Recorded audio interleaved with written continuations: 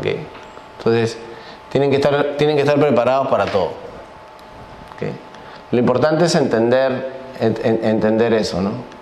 Ahora, los trenes de gas licuado miden en toneladas. O sea, el tema del gas natural es complejo porque se manejan diferentes condiciones, muchas unidades, y no es lo mismo el gas en estado gaseoso que en estado líquido. Entonces, esto es lo que más trae a confusión, ¿no? Entonces, yo entro con 600 millones de pies cúbicos de gas a la planta y me salen 10.000 toneladas al día, ¿no? Entonces, pero ya de líquido. Entonces, hay todo un tema de conversión, ¿no? Yo no sé por qué láminas que están medias raras. Bueno,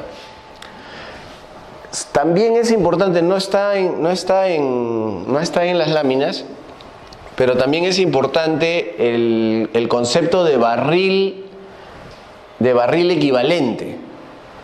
Cuando yo quiero comparar las reservas de gas natural con las de petróleo, o la producción de gas natural con la de petróleo, como el gas yo no tengo cómo llevarlo a líquido, entonces, ¿qué hago? Lo llevo a energía, y una vez que lo convierto en energía, lo llevo a petróleo, ¿no? Con un poder calorífico promedio con el que lo quiero comparar, y luego lo convierto a barriles, ¿no?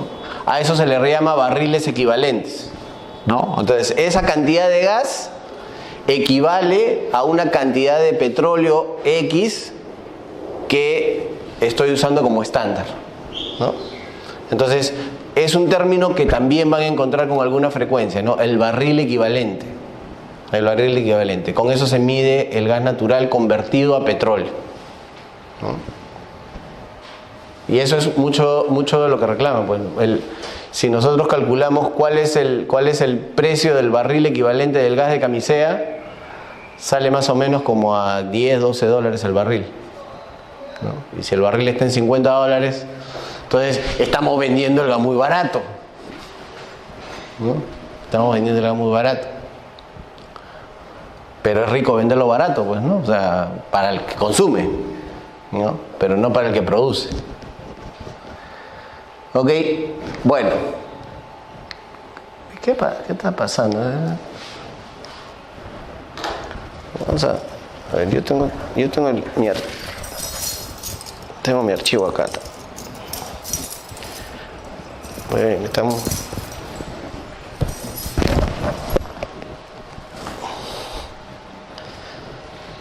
De repente, cuando lo he pasado por correo, se ha comido algunas cosas. Mientras se coma cosas que no son importantes, no hay problema, pero ya esto ya no. A ver.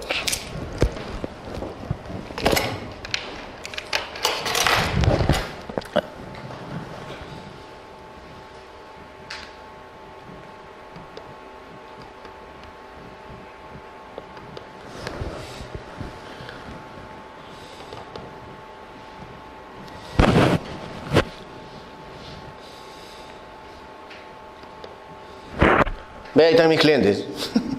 Ya aparecieron. Con eso ya debe aparecer todo lo demás.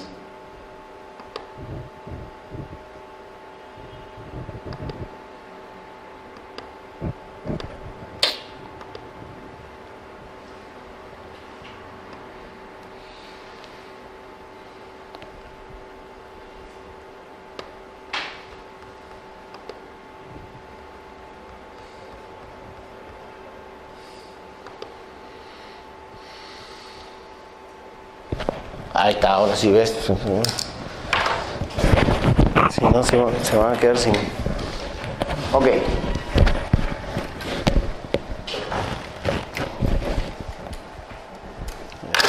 Pensé que he quedado atrapado acá. Listo. A ver, esto esto es importante. ¿Esto lo vieron? No. La parte de fundamentos. Muchos creen que el petróleo es como que hubiera debajo de la tierra un manantial de petróleo. Yo perforo y cuando llego al manantial, entonces el petróleo comienza a salir. ¿Ok? Eso no es así. Lo primero que hay que tener en cuenta es que en el suelo, bajo tierra, lo que hay son una serie de capas, que estos son se llaman estratos geológicos. Son diferentes tipos de roca que se forman.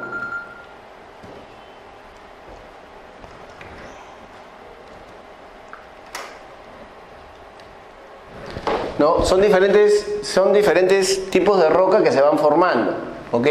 Entonces, cada tipo de roca va formando estos estratos, ¿ok? Y lo que sucede es que en determinadas zonas se forman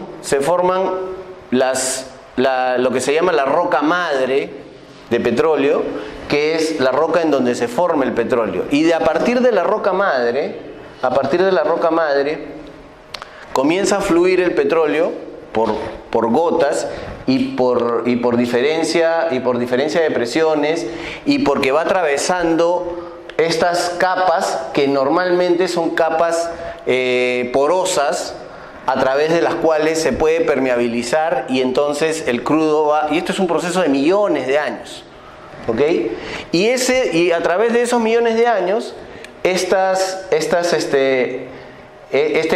gotas de petróleo se van acumulando en lo que se llaman trampas, ¿no? En lo que se llaman trampas. Y las trampas de petróleo son estas.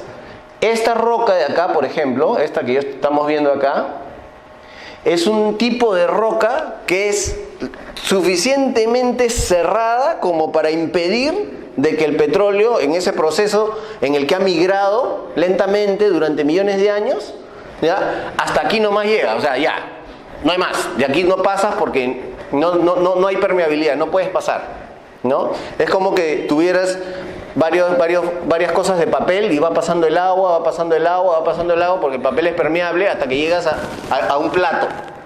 Entonces el plato ya no te deja seguir subiendo. ¿Okay? Entonces eso es lo que pasa acá, y el petróleo se queda atrapado. ¿Okay? Aquí es exactamente el mismo concepto, solamente que en lugar a esto se le llama una trampa estratigráfica, porque está formada por estratos geológicos. Entonces aquí hay un anticlinal, ya esos son temas más geológicos que otra cosa, pero aquí esto de acá es una falla, ¿no? Entonces este es un estrato que viene y falla y luego continúa acá, y entonces esa falla hace que por acá se produzca otra aglomeración, ¿ok? Entonces aquí este es otro tipo de acumulación. O sea, hay diferentes tipos de acumulación, pero lo que tiene que quedar como concepto es que cuando yo busco petróleo, lo que tengo que buscar es esto, acumulaciones, ¿ok? Eso es lo que yo busco. Y cuando hago una sísmica, lo que hago es, aquí en la superficie, emito ondas que luego rebotan, y esas ondas, cuando encuentran formaciones en las que se espera tener petróleo, tienen una lectura que uno la puede deducir. ¿Ok? Entonces, ahí se encuentra. Y ojo, esto de aquí, estas acumulaciones, que era lo que le decía al comienzo, no es que sea un charco de petróleo que está ahí, son todas las gotas que se juntaron. No, son unas rocas altamente permeables. Imagínense una piedra pómez. ¿Todos conocen la piedra pómez? ¿Ok? Imagínense una piedra pómez que por esos huecos está todo lleno de petróleo. ¿Ok? Entonces, todo esto de acá es roca. Es roca. ¿Ok? Y en esas porosidades es que está el petróleo. ¿Ok? Entonces, no es una laguna de petróleo subterránea. ¿Ok? Es petróleo. Acá está, ¿ves? Es la roca y en los poros ahí está el petróleo.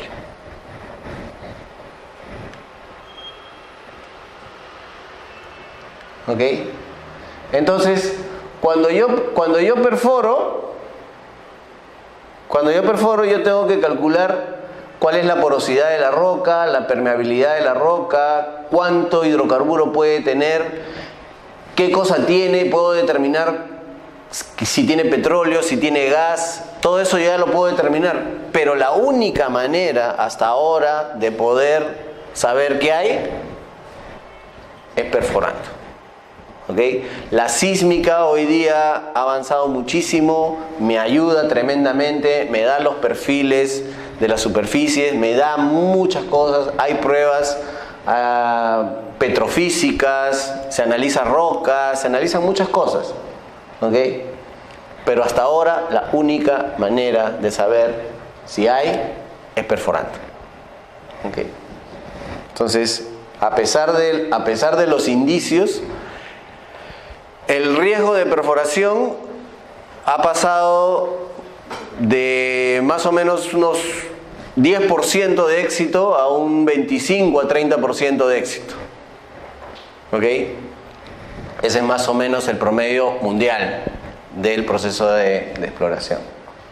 ¿Ok? Ahora, ¿qué cosa es el shale? ¿Qué cosa es el shale oil? Y el shale gas, del que todo el mundo habla últimamente y que hasta ahorita tú me dices, es que el shale, por la culpa del shale es que no se puede hacer petroquímica, ¿no? Entonces, ¿qué cosa es el shale? ¿No? ¿Qué cosa es el shale? Acá estamos viendo esto de aquí es un yacimiento convencional, ¿no? Un anticlinal con una acumulación que ha sido resultado de millones de años, ¿no? De un petróleo que ha partido de una roca madre y que ha fluido en un proceso larguísimo. ¿Ok? Este es nuestro petróleo convencional. ¿Ok? El petróleo no convencional o shale, ¿qué es? Es la identificación de una estructura en donde está la roca madre, es decir, donde está el origen real del petróleo. ¿Ok? O sea, para que esto sea petróleo vamos a necesitar algunos millones de años, ¿no? Entonces, ¿qué es lo que ha pasado? Lo que ha pasado es que se ha desarrollado tecnología para poder llegar a la roca madre y haciendo lo que se llama el fracking o el rompimiento de las rocas, lo que hago es acelerar el proceso de millones de años y rompiendo la roca lo que hago es acumular el petróleo en corto tiempo solamente perforando. ¿Ok? Entonces, este proceso lo puedo hacer en estas capas, en arenas compactadas, en diferentes sitios y con eso cambia un poco la denominación de si es un shale o si es unas arenas compactadas o si es pero sigue siendo petróleo no convencional porque se obtiene a partir de un proceso no convencional. Lo convencional es esto. ¿Ok? Encontrar la acumulación y una vez que lo encuentras lo explotas. Ahora, ¿cuál es la gran ventaja de esto? No solo el tiempo, sino que una vez que identificas esto, no tienes que buscar nada. Cuando tú tienes identificado un shale, O sea, una roca madre rica, ¿no? Ya no necesitas hacer perforación. Ya encontraste, ya. Ya está, ahí está. ¿Ok? Entonces el riesgo exploratorio es cero. Y eso es lo que está pasando con el precio del crudo. Porque el precio del crudo, a pesar de que la OPEP, o sea, esto ha hecho que la OPEP pierda fuerza. ¿Qué hacía la OPEP? La OPEP, ¿saben lo que es la OPEP, no? ¿Sí? Ya. La OPEP decía, bajamos la producción y entonces el precio del crudo sube, ¿no? Y entonces, como ellos eran los grandes productores, se quedaban con las mejores ganancias y no había ningún problema. Hoy día, ¿qué sucede? Cuando la OPEP ha decidido bajar los precios, bajar la producción para que suba el precio, inmediatamente que sube el precio, esto de aquí se vuelve rentable. Entonces, cuando esto se vuelve rentable, comienzan a perforar. Y si comienzan a perforar, aumentan la producción. Entonces, todo lo que bajó la OPEP lo producen ellos. Y vuelven a tirar el precio a la baja. Entonces, hoy día, cada vez que quieran jugar, los shells lo que van a hacer es regularle el precio. ¿Ok? O sea, se convierte en un productor marginal, ¿no? Sí. En la última baja que hubo en el petróleo, lo que estaban buscando los Emiratos es que esto fuera inviable económicamente. Exacto. Pero a la larga esa lucha no les dura, pues, porque tarde o temprano tenían que devolver al precio original. Aunque ellos tienen unos costos de producción que son ínfimos por sus grandes reservas. Claro. En el caso de Shell, ¿es factible medir las reservas de un Shell? Sí, claro. Sí, se miden. Se miden varias cosas en un Shell hoy día. O sea, a la diferencia de un pozo convencional, aquí, como es una tecnología más o menos moderna, ¿okay? Lo que se lleva es un registro histórico y ocurrencias de cada uno de los pozos que se perforan. Entonces eso genera una casuística enorme, de tal manera de que tú tienes estadísticas de todo y más o menos tienes trazado cuáles son lo que le llaman, ¿cómo le llaman? Los plays. Los plays son el equivalente a un yacimiento, ¿no? Un place como Eagle Ford, por ejemplo, es uno de los lugares en Estados Unidos en donde está identificado toda una base de Shell, en donde está medido cuál es la cantidad de petróleo que tiene. Lo que no está claro todavía es cuánta es la cantidad del petróleo económicamente viable que hay, ¿no? Porque la economía te la va a ir dando el mercado, ¿no? Pero el total de reservas se tiene estimado en gas y en petróleo. Yo no tengo acá la mano, pero, o sea, estos shells, como son hidrocarburos todavía en formación, digamos, o muy abierto, por cada barril de petróleo que tú encuentras, en realidad lo que encuentras es más gas. Por eso se le conoce más como shell gas que como shell oil. Porque tú lo hiciste y lo haces producir pensando en obtener petróleo, pero como subproducto te sale una montonera de gas. Entonces, por eso Estados Unidos se ha convertido en el primer productor de gas en el mundo. Se ha convertido en el primer productor de GLP en el mundo. Y se ha convertido en el primer exportador de GLP en el mundo. Todo es a base de esto, nada más. ¿Ok? Y Argentina tiene en Vaca Muerta, que deben haber escuchado hablar de Vaca Muerta, ese de ahí es un place de Shell que es el segundo más grande después del de Estados Unidos, ¿no? Que se dice que tiene Estados Unidos. En Estados Unidos se habla que tiene más o menos unos... El lote 88 tiene 10 TCF, ¿no?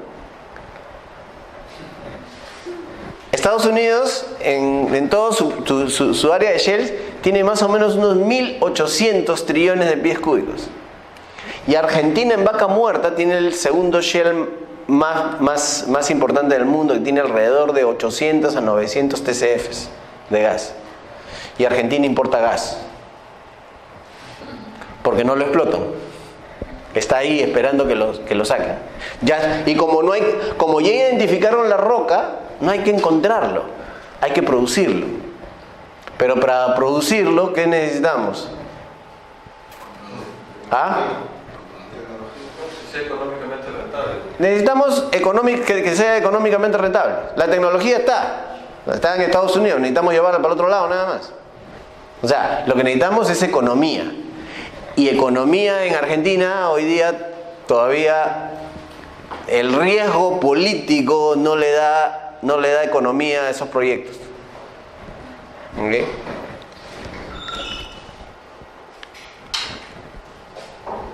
Esto es lo que les decía de la migración, ¿no? La roca sello, la roca madre y así vuela el petróleo, ¿no? Entonces de la roca madre va pasando, pero esto es un proceso de millones de años.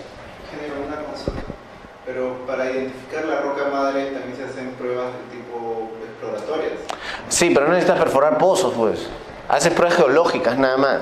Como la sísmica. Sí, o sea, no son grandes pruebas. Perforar un pozo cuesta demasiada plata. ¿Okay? Perforar un pozo, de los que hemos visto, los pozos verticales, el baratito te cuesta 10 millones de dólares. Un pozo, ¿no? Acá en el Perú cuesta 80 millones de dólares. ¿No? Porque es selva. ¿Y la existencia de un reservorio me garantiza la existencia del shale debajo de él? No. Esto es un ejemplo nada más. Es un ejemplo. No necesariamente hay abajo. Además, no necesariamente hay abajo la cantidad que necesitas. ¿Ok? Porque como esto es un proceso de millones de años, esto puede haberse agotado y todo se fue acá. Estaba pensando en Venezuela. Venezuela tiene todo, pues. Venezuela tiene convencional, tiene no convencional, tiene todo. Y los pobres venezolanos no tienen nada, ¿verdad? No. Sobre la tierra no tienen nada, pero bajo tierra tienen un montón.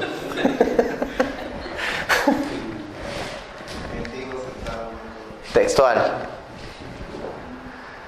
Ok, entonces estos son lo que se le llaman no convencionales, ¿no? Aguas ultraprofundas también es un no convencional, ¿no? Aguas ultraprofundas es offshore, pero no solo es offshore, es offshore más profundo, ¿no? Offshore, digamos, convencional es hasta unos 200 metros de profundidad del lecho marino, ¿no? Aguas semiprofundas es hasta 500, si no me equivoco. Y por arriba de 500 ya es ultraprofundo. Entonces, eso es toda una tecnología, pues, porque imagínense, o sea, ese es otro punto que no les he mencionado. O sea, los pozos de petróleo están, o sea, los yacimientos de convencional están más o menos a unos 3.000 metros, ¿no? Son 3 kilómetros, o sea, el pozo que hay que perforar es más o menos de 3 kilómetros. No es un pocito, ¿no? O sea, en la costa están un poquito más arriba, ¿no? Los pozos de Talara son más nobles, ¿no? Ahí están a 1.000, a 1.500 metros. Pero en selva están en promedio están a 3.000, 3.500 metros.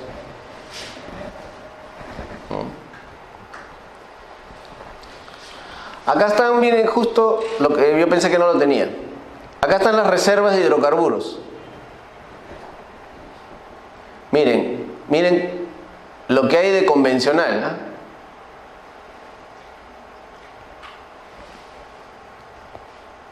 31%. Y de no convencional hay 70%. O sea, el futuro de la energía está en los no convencionales en el mundo. ¿Ok?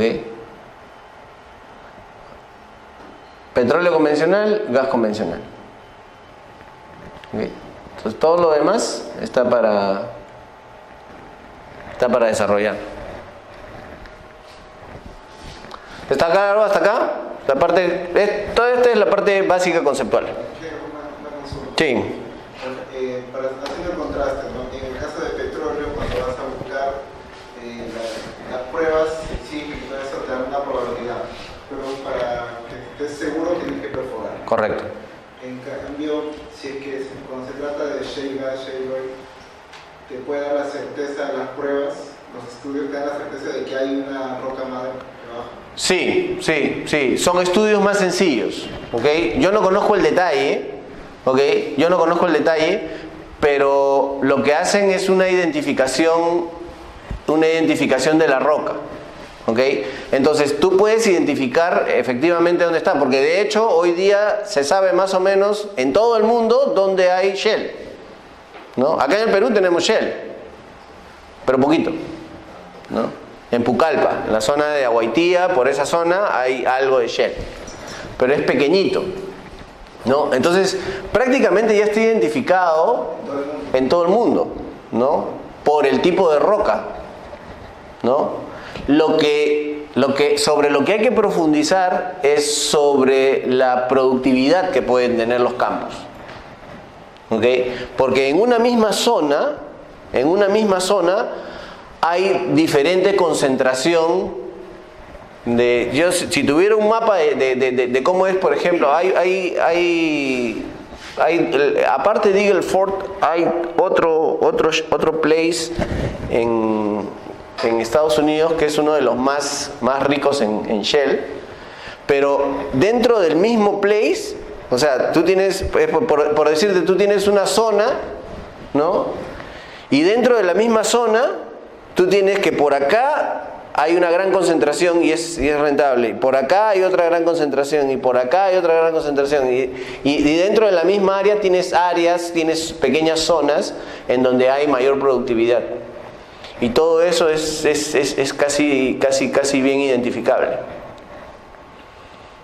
¿Okay? Entonces, la tecnología exactamente cómo es, lamentablemente no la conozco bien, pero todo el mundo está mapeado ya. Casi todo el mundo está mapeado. Por eso es que fácilmente te dicen los tres más importantes, ¿quiénes son? En Shell, Estados Unidos, Argentina, China, Australia. ¿Okay? Australia también tiene un montón. Australia también es un montón. En Australia están dentro de 4 años. Van a tener 21 plantas de licuefacción de gas. Y todas más grandes que Melchorita. Y aquí nosotros con una estamos llorando. ¿Por qué? Porque tienen una producción y tienen el mercado acá al frente, ¿no? Pues tienen a China, Japón, Corea, que no tienen ni pizca de gas, ni pizca de petróleo. Y entonces ahí está el negocio. ¿Ok? Bien. Otro tema conceptual importante es el tema de recursos y reservas. ¿Ok? Es recursos y reservas, porque esto también es una discusión de que si tenemos reservas, de que si no tenemos reservas, y esto es especialmente importante con el gas. El recurso es la cantidad de hidrocarburo que yo estimo en una fecha y es potencialmente recuperable, ¿ok? O sea, yo perforo y encuentro. Entonces, yo luego hago algunas actividades y digo, ah, ya, sí, acá hay y hay esta cantidad, perfecto. ¿Ok? Pero para que con eso yo lo que he hecho es identificar el recurso. El recurso está bajo tierra. ¿Ok? Entonces, este recurso se llama recurso contingente. ¿Ok? Recurso contingente. ¿Por qué? Porque hay una contingencia por la cual yo no la puedo comercializar. En este caso, por ejemplo, el lote 58. ¿No? Todos conocen el lote 58. De CNPC, lo descubrió Petrobras, lo tienen los chinos ahora, y dicen, tenemos, el gobierno que dice, tenemos 3.9 trillones de pies cúbicos de reservas. No son reservas, son recursos. ¿Okay? ¿Por qué? Porque ese gas no tiene hoy cómo poder venderse. ¿Okay? Porque no hay una planta que lo pueda procesar, porque no tiene un ducto que lo pueda transportar y porque no tiene nadie quien se lo compre. Entonces, mientras eso no exista, no hay forma de llamarlo a eso reserva. La reserva es un concepto económico. ¿Okay? En la medida de que yo un recurso lo pueda convertir en dinero, en ese momento pasa a ser una reserva. ¿Okay? ¿Qué es lo que ha pasado con las reservas de petróleo de Perú? Hace poco teníamos una cantidad de reservas así, porque habíamos encontrado varios yacimientos de petróleo pesado en la selva. Hoy día, ¿cuántas son las reservas? Así. ¿Por qué?